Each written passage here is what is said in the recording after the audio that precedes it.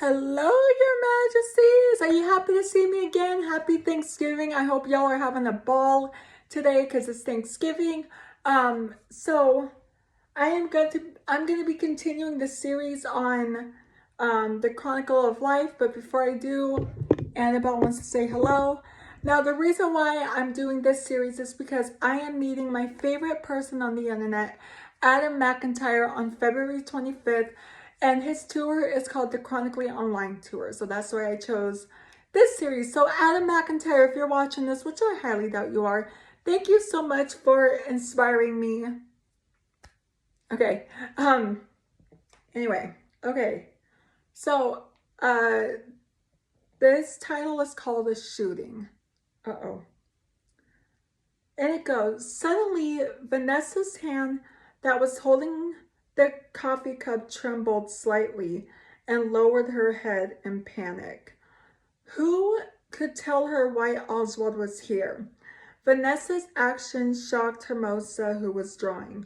What's the matter? Hermosa asked with concern, worried that Vanessa was not feeling well. The wind chimes rang at the door and someone entered the store. Vanessa's trembling hand suddenly calmed down. She pulled her hair together and a gentle smile on her face as she looked at the cold and stern face of the man in front of her. Mr. Simon? Vanessa nodded politely. Why don't you stay in the hospital and wait for me to pick you up? Oswald sat across from Vanessa. Hermosa left considerately and hid at the cashier's desk. Thank you for your concern, Mr. Simon. The smile on Vanessa's face was polite, as if he was just an optional item. The feeling made Oswald very uncomfortable.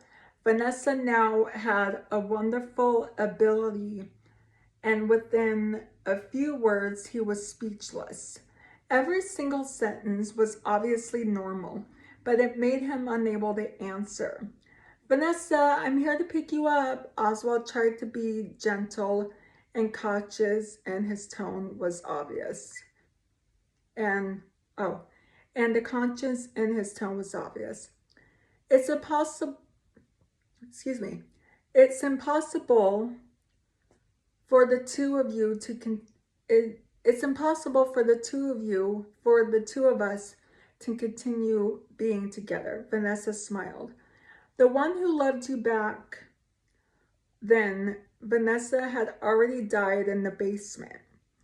Back then, I was too extreme, but you were to intimidate with that Curran, and but you were too intimate with that Curran, and even let him take you away.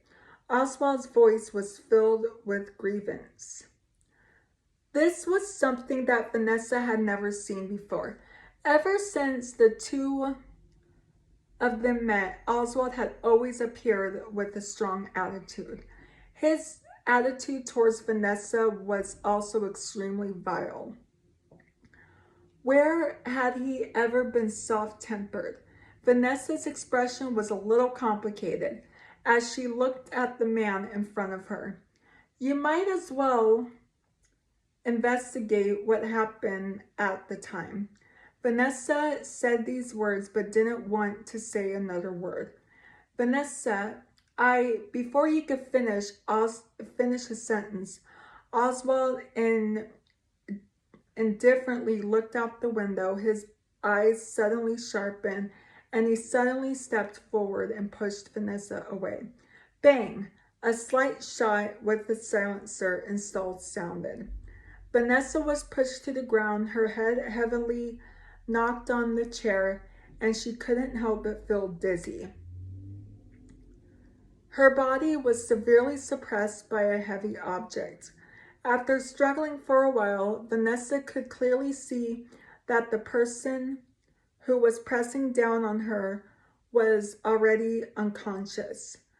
She reached out to help Oswald, but Vanessa could only feel the wet blood on her hands. The black suit on Oswald's body was wet with blood. Hurry and call 120. Vanessa's heart suddenly tightened as if she was fiercely gripped by an invisible hand. Hermosa, who was chasing the drama at the front desk, was shocked. She hurriedly dialed the first aid number. And just a few minutes of waiting for the ambulance to arrive, Vanessa seemed to have spent for a century. She did not know how to deal with the gunshot wound. She could only press on the wound with her hands at a loss, but could not stop the blood from spraying out. Vanessa, after a short faint, Oswald woke up. His voice was exceptionally weak, and his face was pale. Don't talk, Vanessa's voice trembled. The ambulance will arrive soon. Oswald raised his hand and his fingertips trembled slightly. It looked like he wanted to touch Vanessa's face, but his hand weakly lowered. Oswald, Vanessa shouted in disbelief, but she didn't see Oswald having any reactions. Her tears rolled down her cheeks and smashed into Oswald's hand. Vanessa anxiously urged the ambulance, but when she turned her head, she did not notice that Oswald, who was lying unconscious on the stretcher, had a smile on her face. The ambulance whistled back and took Oswald to the hospital. The lights in the operating room lit up, and Vanessa sat blankly outside the operating room, her thoughts confused with reality. The news of Oswald's injury was quickly notified to the assistant along with the lawyers from the Simon group. Everyone started to get busy in an ordinary manner, except for Vanessa, who seemed to stay out of the way. After Oswald stabilized his condition from the operating room for a short period of time, he was transferred to the large hospital in City H. A person walked up to Vanessa and asked in a low voice, "Mrs. Simon, do you need to come with us?" "All right," Vanessa's voice carried an imperceptible fragility.